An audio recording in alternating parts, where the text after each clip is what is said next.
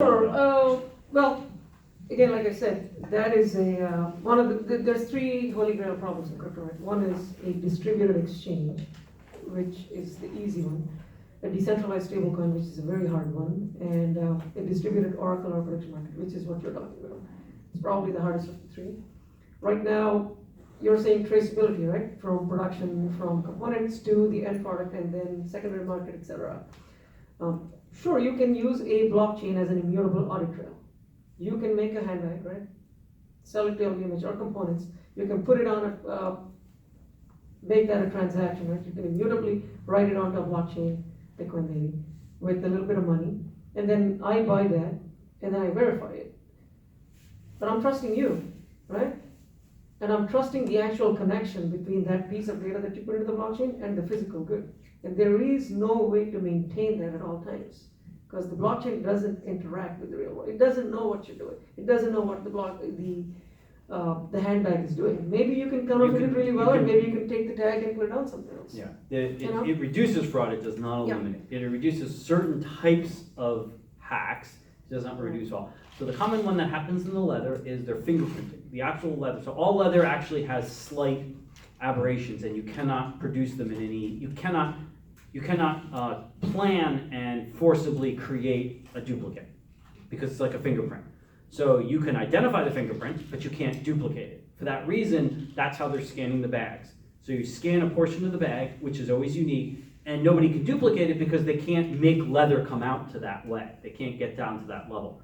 So, but you still rely on the original manufacturer to put that ID, that fingerprint, into the system. So there is a flaw, but let's look at it from a bigger point of view. There were 1,000 flaws, now there's 100.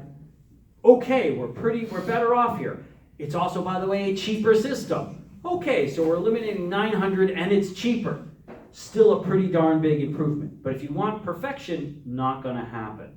So I think the answer to you is, it's a good step forward for many, many reasons. I'm not gonna go through all of them here, but it is certainly not everything. But nothing ever is. That's an unrealistic statement, and pursuing that is just wasting people's time. Right? You're just pot-shotting people because everything's got a flaw. But it's a hell of an improvement, and it's a hell of a lot cheaper, and it's a heck of a lot better because once that's in the blockchain and encrypted, it's damn hard to get it out. So assuming that one flaw, that one thing gets it right, you have a damn good anti-fraud system. If the fingerprint is not replicable, right? There's some physical constraints. Then it works exactly. Broken glass is the other one. Diamond dust is the third one. Right. Even putting like barcodes and identifiers in diamonds with the laser etching inside them. But that's duplicatable. That's the problem. The laser in the diamond is duplicable. I can read the barcode and then re-barcode it because it's done with a laser. The exact clarity. But there's actually a scan of the atomic structure. That's not. We cannot build an atomic structure. So one of the keys to the anti-fraud is it cannot be producible, whatever it is. That's why they use broken glass, diamond dust, is because we actually can't produce a duplicate. Something that cannot be replicated exactly, that'd be a great fit for the blockchain. Yeah. Otherwise, barcodes, right? They don't work, and just create a duplicate barcode. That doesn't help anything. That's what halted anti-fraud for a long time, was the Chinese manufacturers were faster produce duplicates faster than they could produce anti-fraud technologies. That met its match about a year ago. It's just slightly pricey and practical, but there's absolutely nobody in the world who can reproduce either the diamond dust or the broken glass, or the veins in the retina. Well, the retina one they can. They actually can produce the retina one now, but that's a different. They can't produce the human being as well. They can't produce the human being. Yeah, that's a trickier one, right? But even fingerprints, right?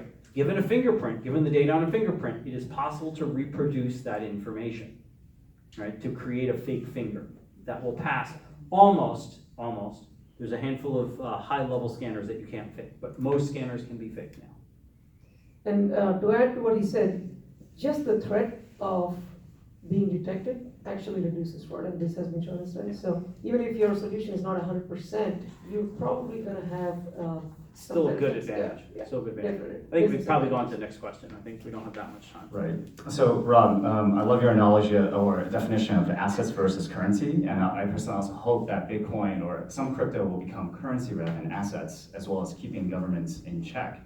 However, do you think, for central banks, for example, the way they deal with economic downturns is either lowering the interest rate or printing more money onto your policy.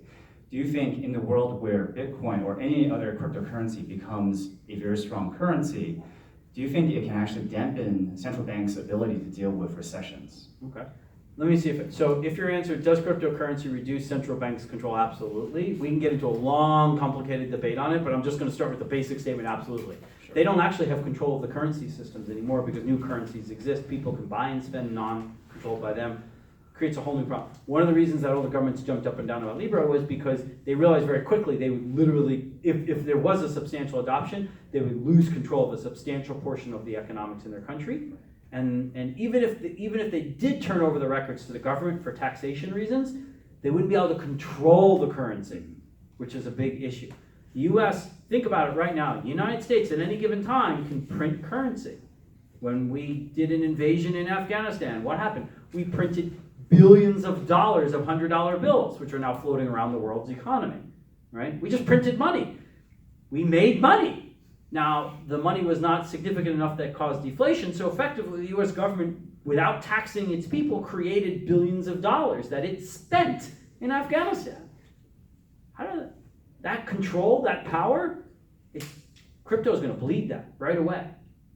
So, but there's a lot more complexity to that answer, and I don't want to get into all the economics of things like money supply, M1, M2, but also is the human side to it. If you know there can't be printed, like crypto, you know it can't go above a certain number, you actually behave completely differently. Because you know there's no cheating, there's no way to get around that, and therefore your whole behavior system acts differently. I know, from my point, not know, I believe that the US will keep the currency stable, because I believe that, I act in a certain way. If I don't trust the government, if I really don't trust the government, I think, oh my gosh, I'm going to act in a completely different way. Does that make sense? The human side is actually as much important as the interest rate. Interest rates actually don't drive it. It's our perception of future interest rates that drive it. Does that make sense? Sure. Yeah. So the rules of crypto are mostly embedded in algorithms, which changes how you do all the thinking. Make sense? Actually, that was one of the reasons why it was created. Chancellor on the verge of considering second bailout for banks, right? Right. Yeah. That was written into the Genesis block, by the way, by Satoshi. So we want to take away the ability to arbitrarily manipulate currency supply with interest rate manipulation. So you won't have these booms and bust cycles. You don't want to intervene. You don't cause these cascading downstream effects with Cantillon effect and all of that stuff. So that is a feature, not a bug.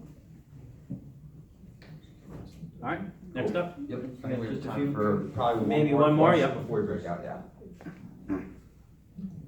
Hi, I'm coming from the AI and machine learning background, so I'm not quite understand the economic behind it. But I have a question that so if most of the people move the money to the blockchain, then is it still possible to have financial crisis? Sure.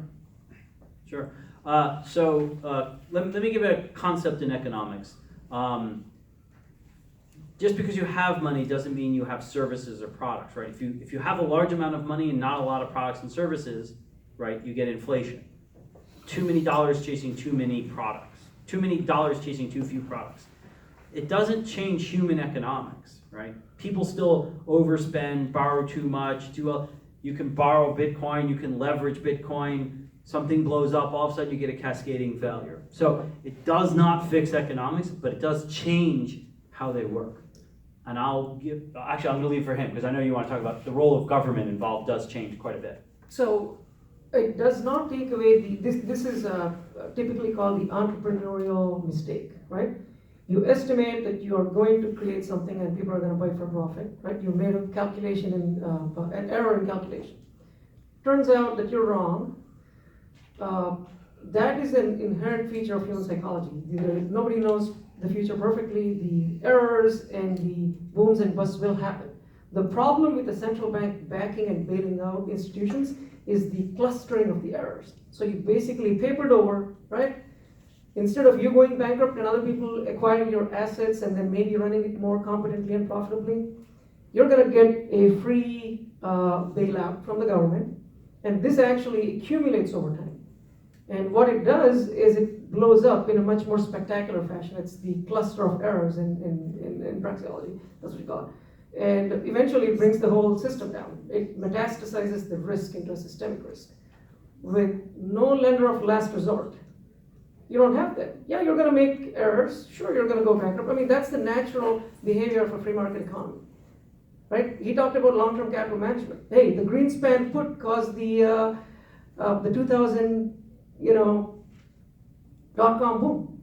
They kept printing money to bail out long-term capital management, and a much bigger thing happened. After that, we did not want that thing to end, so we created and inflated another bubble, the housing bubble.